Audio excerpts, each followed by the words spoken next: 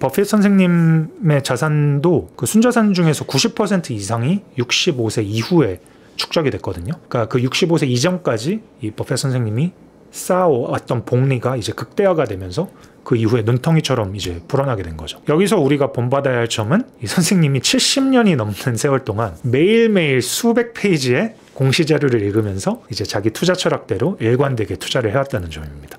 이게 아무나 할 수 있는 게 아니죠. 자, 그럼 이제 우리 모두 이 복리라는 거를 누리도록 노력을 해야 되는데, 이 복리가 발현되기 위해서 필요한 거는 크게 두 가지입니다. 첫 번째는 수익률, 두 번째는 시간입니다. 근데 이 수익률이라는 거는 본질적으로 우리가 컨트롤할 수가 없잖아요. 내가 정말 좋은 기업의 주식을 적당한 가격에 샀다고 하더라도 이게 막 마켓 크래시가 와요. 시장 작살나면은 어쩔 수 없는 거예요. 그 기업 주가도 내려갈 수밖에 없어요. 그래서 뭐 그 해 내 수익률을 보면은 당연히 안 좋을 수밖에 없겠죠. 수익률이라는 건 사실 특히 단기적인 관점에서 보면은 우리가 컨트롤하지 못하는 부분이 큽니다. 근데 이게 사람들이 항상 최고의 수익률을 내는데 굉장히 집착을 많이 해요. 워런 버핏 선생님도 매년 선생님이 내신 수익률을 보면은 업계 최고가 절대 아니거든요. 두 번째 중요한 게 시간이라고 했죠. 이 시간은 상당 부분 우리가 컨트롤을 할 수 있어요. 수익률은 안 되는데 시간은 된다는 거죠. 그렇죠.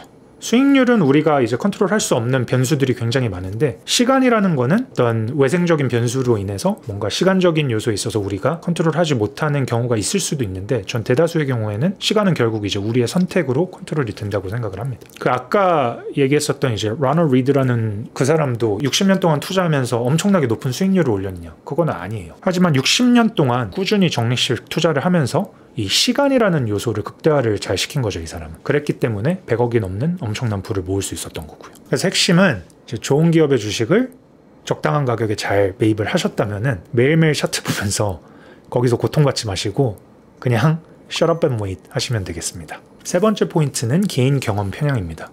이 투자를 할 때 나랑 반대되는 의견을 갖는 사람들의 의견도 들어보고 그 사람들의 분석을 자세히 들여다보는 게 굉장히 중요하다고 생각을 하거든요. 왜냐면 내가 아무리 열심히 리서치를 하고 분석을 해서 논리를 세웠더라도 거기 허점이 분명히 있을 수 있는데, 이게 반대 의견을 안 들어보면은 사실 이런 논리적 허점이 어디 있는지 보기가 굉장히 어렵거든요. 그런데 이거를 하는 분들이 정말 적은 것 같더라고요. 개인 경험 편향은 그러니까 내 자신이 한 경험을 토대로 이 세상이 어떻게 돌아가는지를 이해를 하고 정의하고 판단을 하려고 하는 이제 그런 편향을 얘기를 하는 거죠. 이 하우젤이 한 사람이 평생 하는 경험이라고 해봐야 전 세계에서 일어나는 일에 비하면 사실 미세먼지에 불과한 수준이잖아요. 그럼에도 불구하고 그 사람이 세상이 돌아가는 방식을 판단하는데 80% 이상의 영향을 준다고 합니다. 이제 미국에서 1970년대에 태어났으면은 10대, 20대에 주식시장이 10배 상승했거든요. 근데 1950년대에 태어난 사람들은 10대, 20대에 주식시장이 그냥 계속 수익률이 0이었어요. 그렇기 때문에 이 70년대에 태어난 사람들은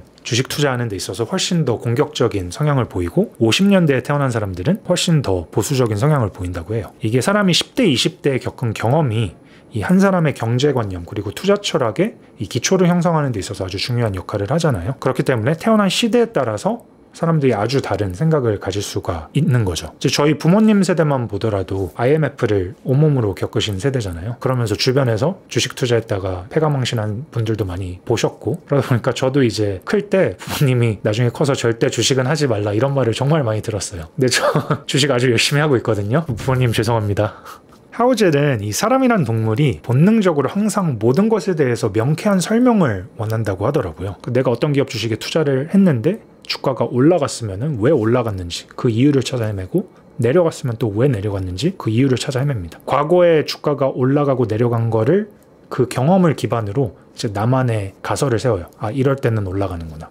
이럴 때는 내려가는구나. 과거에 이런 이벤트가 발생했을 때 올라갔으니까 이번에도 올라가겠지. 근데 실제로 주가가 내려가면은 거기에 대해서 굉장히 좌절합니다. 나는 올라갈 걸로 예측을 했는데 이게 왜 내려갈까? 도대체 이 판 사람들은 왜 이렇게 비이성적인 행동을 하는 걸까? 그게 굉장히 혼란스러워하고 좌절을 합니다. 근데 이게 사실 좌절하고 분노할 포인트는 아니거든요. 우리가 인생을 살면서 항상 옳을 수는 없잖아요. 내 예측이 틀렸을 때는 그 예측이 왜 틀렸는지 이제 그 부분을 분석을 하고 뭔가 내가 그 예측을 하는데 사용했던 사고방식을 이제 보완을 하고 발전을 시켜야겠죠. 근데 그렇게 하려면은 일단 첫째로는 내 생각이 무조건 맞을 거라는 인식을 버려야 되고, 두 번째로는 좀 더 열린 사고방식을 갖고 다른 사고방식을 가진 사람들의 얘기도 들어보고 그 사람들의 의견을 이해하려는 노력이 수반이 되어야겠죠. 버핏 선생님의 오랜 투자 파트너인 찰리 먼거가 이런 명언을 남겼거든요. It's bad to have an opinion you're proud of if you can't state the arguments for the other side better than your opponents. 좀 의역을 하자면 이런 거죠.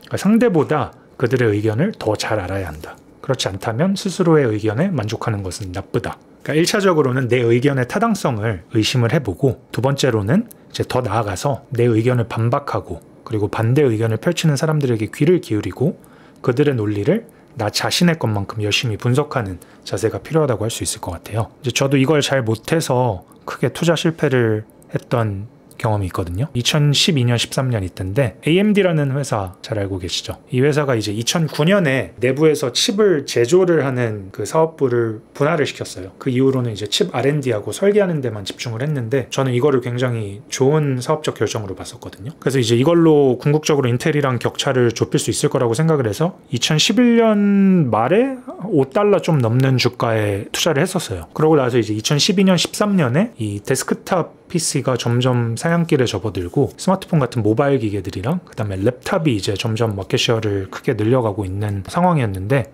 이때 이 시장의 의견이 사실 마켓쉐어를 봐도 랩탑 마켓에서 특히 이제 AMD가 인터넷에 아주 크게 밀리고 있었고, 이 모바일 기기 시장 쪽에서도 계속 뭘 해보려고는 하고 있는데 퀄컴이라는 회사가 이제 워낙 잘하고 있어갖고 거기서도 이제 박살날 거라는 의견이 지배적이었었어요. 그리고 그때 뭐 재무적으로도 좀 많이 안 좋아지면서 AMD 뭐 곧 부도날지도 모른다 막 이런 얘기도 굉장히 많이 떠돌았거든요. 이렇게 AMD에 대해서 부정적인 기사랑 리포트를 자꾸 읽다 보니까 저도 이제 제 생각도 부정적인 쪽으로 바뀌고, 그리고 또 2012년도에 이 큐리어스라고 M&A 테마주가 있었는데 지금 거기 투자했다가 좀 손실을 크게 봤던 적도 있었거든요. 그래서 이제 손절을 하기로 마음을 먹었었는데, 제가 이 AMD 투자할 때 이제 같이 리서치하고 그 투자 의견 공유를 했던 친구가 있었는데 그 친구도 같이 투자를 했어요. 제가 손절할 거라고 얘기를 했더니 이 친구가 뜯어 말리더라고요. 최근에 상황이 안 좋은 거 맞는데 처음에 이제 그 투자 결정하기 전에 세웠던 근거들이 아직 다 유효하지 않냐, 중장기적으로는 아직 괜찮을 거라는 사인들이 보이고 있다고, 하지 말라고, 손절하지 말라고 굉장히 말렸는데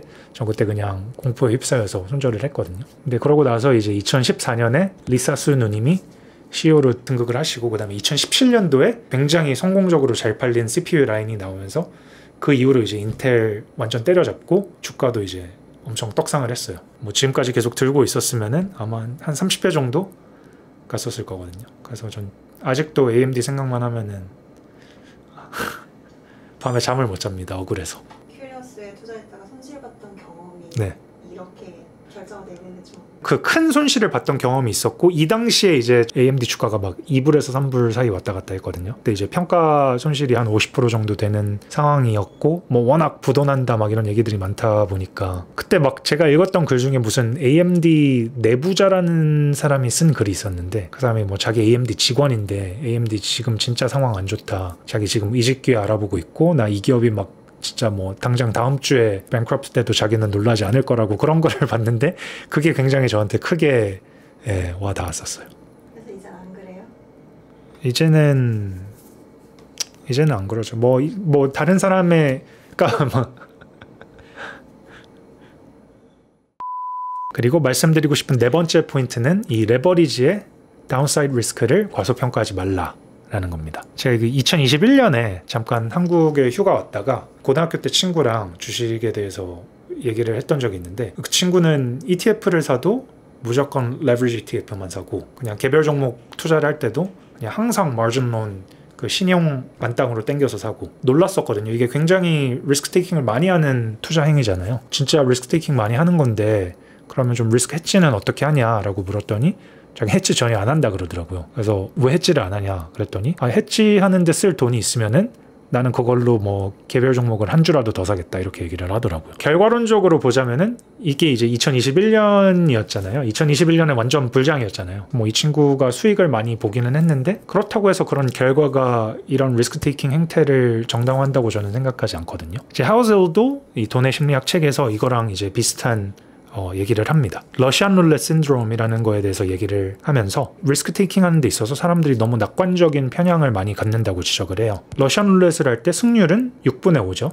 6발이 들어가는 리볼버를 당기는 거니까 대략 83%잖아요. 예를 들어 구글이 저한테 와서 너 러시안 룰렛 해서 살아남으면은 우리가 월가제 구독자 100만 명 만들어줄게 이렇게 제안을 하면은 저는 죽어도 안 합니다. 당연한 거죠. 이거 6분의 1 재수없게 걸리면은 저 그냥 바로 조상님 뵈러 가야 되잖아요. 근데 이게 정말 무섭게도 해외에서 유튜버들 중에서 이 구독자 빨리 늘리겠다고 러시안 룰렛 했다가 죽은 사람들이 있습니다. 거짓말 같겠지만 찾아보시면 정말 여러 사례가 나옵니다. The Black Swan의 저자인 나심 탈렘 역시 이 Skin in the Game이라는 책에서 투자자는 당연히 응당 리스크를 사랑을 해야 하지만 그 리스크가 나한테 파멸을 가져다 줄 수 있으면은 그 리스크는 테이킹하지 않는 게 맞다고 얘기를 하거든요. 이 방금 제가 언급드렸던 제 친구의 경우처럼 레버리지를 써서 수익을 극대화할 생각을 하면서도 주가가 내려갈 때 반대의 경우가 일어날 가능성 그리고 내가 감당해야 되는 결과가 무언지 이런 데 대해서 심각하게 고민을 하지 않고서 레버리지를 쓰는 거는 정말 위험한 행위라고 생각을 합니다. 이 아까 소개했던 리처드 푸스콘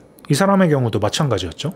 이 주택담보대출 완전 최대한으로 땡겨서 집 샀다가 파산했기 때문에 2009년도에 이제 진짜 정말 좋은 집들이 마켓 밸류가 엄청 떨어져서 헐값에 시장에 나왔는데 그때 살 기회도 잡을 수 없었고 2010년 이후로 이제 제로금리 계속 유지되면서 값싸게 돈 빌려서 또 다른 주택에 투자할 수 있는 기회도 놓쳐버린 거죠. 그래서 항상 레버리지 써서 투자하실 때 내가 생각한 것과 주가가 반대 방향으로 갈 경우에 내가 어떻게 대응을 해야 되는지 여기에 대해서 충분히 생각을 하시고 그 프로토콜을 꼭 미리 정해 두시면 좋을 것 같습니다. 마지막 포인트는 이 최근에 일어났던 과거 이벤트가 더 심하게 금리를 되풀이될 거라는 생각에 휩싸이지 말고 좀 더 이제 장기적인 관점에서 판단을 해라 입니다.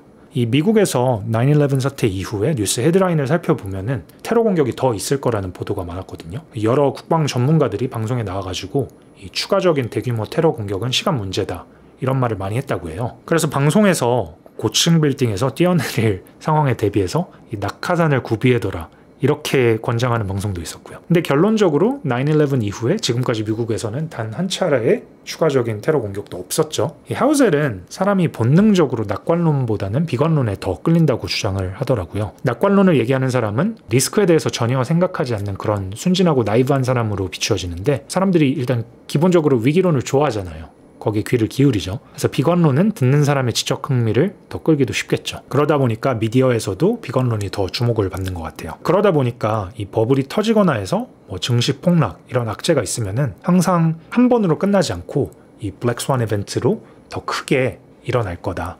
이런 비관론들이 항상 존재를 하는 것 같아요. 그러니까 이 단기 과거에 발생했던 일이 가까운 미래에 더 증폭되어서 되풀이될 거라고 추측을 하는 거죠. 근데 이 과거에 일어났던 일이 반복적으로 일어날 거다. 이런 이론은 심리학에서는 굉장히 단골 메뉴라고 해요. 이 사람이 기억력이 짧고 패턴을 좋아하기 때문에 이 최근에 일어난 일이 다시 반복될 거라고 생각하는 이런 경향이 있는 거는 좀 어쩔 수 없는 것 같기는 해요. 근데 이런 현상이 이제 돈이랑 연관이 되면은 이 사람들이 굉장히 고통을 받는 거죠. 호재가 있어서 시황이 좋으면은 앞으로도 뭔가 계속 그럴 것 같고 반대로 악재가 있으면은 앞으로 한없이 안 좋아질 것 같기도 하고 그러면서 이제 포모나 공포에 휩싸여서 멀리 보지 못하고 자꾸 단기적인 의사결정을 내리게 됩니다. 08년 금융위기 때 주요 증시들이 한 40% 정도 폭락을 했었거든요. 근데 그때도 이 추가적인 하락이 있을 거라는 전망이 굉장히 많이 나왔었어요. 이때 그 공포에 휩싸여서 큰 손실 보고 갖고 있던 주식들 던졌던 사람들은 크게 손실을 봤겠죠. 근데 그 아까 소개드렸던 로널드 리드 이 사람처럼 뭐 시장에서 뭔 일이 일어나건 그냥 나는 내 할 일 한다 하면서 그냥 계속 적립식 투자한 사람들은 이 시기 무사히 잘 넘어가고 09년 이후에 온 큰 상승장에서 만회하고도 남았죠. 근데 재밌게도 이 08년에 이렇게 금융위기 때 손실을 본 사람들이 많았는데 사람들이 얻어간 교훈이 뭔가 이런 거에 대해서 서베이를 해보면은 증시는 폭락할 수 있고 그거는 아주 더러운 기분을 들게 한다. 이런 응답이 굉장히 많다고 해요. 근데 거기서 사실 우리가 뭔가 건설적으로 생각을 해보면 우리가 얻어야 되는 교훈은 이런 극단적인 마켓 크래시가 있더라도 시간이 지나면은 시장은 결국 회복을 하고 우상향을 한다. 이게 훨씬 더 건설적이고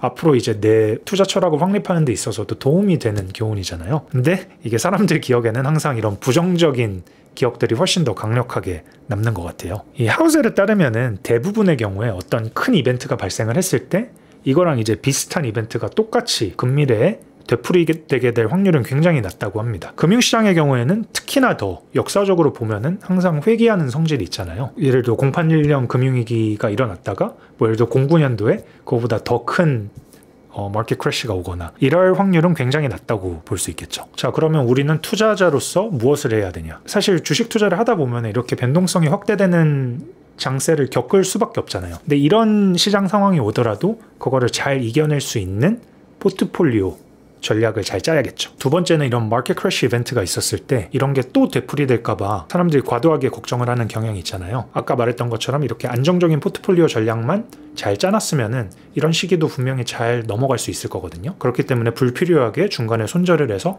이 복리 효과를 중단시키는 행동을 하지 말아야겠습니다. 저희가 이게 투자를 해 나가는 거는 굉장히 길게 봐야 되는 거잖아요. 일반적으로는 우리가 이제 계속 직업을 갖고 근로소득도 벌어 나가면서 거기에다가 뭐 길게 20년, 30년 동안 투자를 통해서 금융소득도 마련을 하자라는 게 우리의 목표잖아요.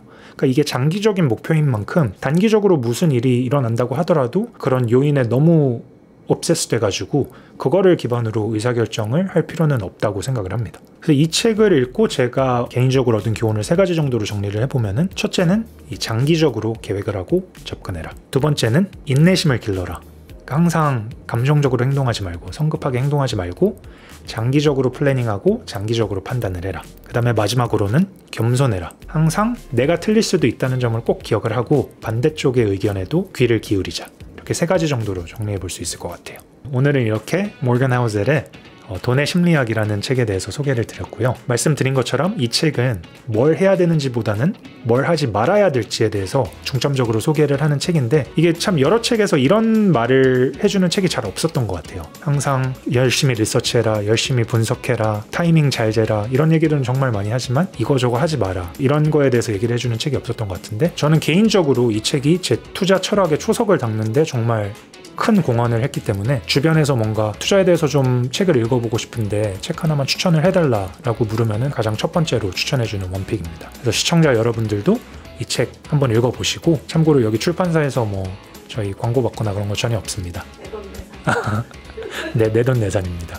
그러니까 여러분들도 이 책 꼭 읽으시고 좋은 투자 철학을 확립을 하는데 많은 도움을 받으셨으면 좋겠습니다. 오늘 영상은 이렇게 마무리하도록 하겠습니다. 감사합니다.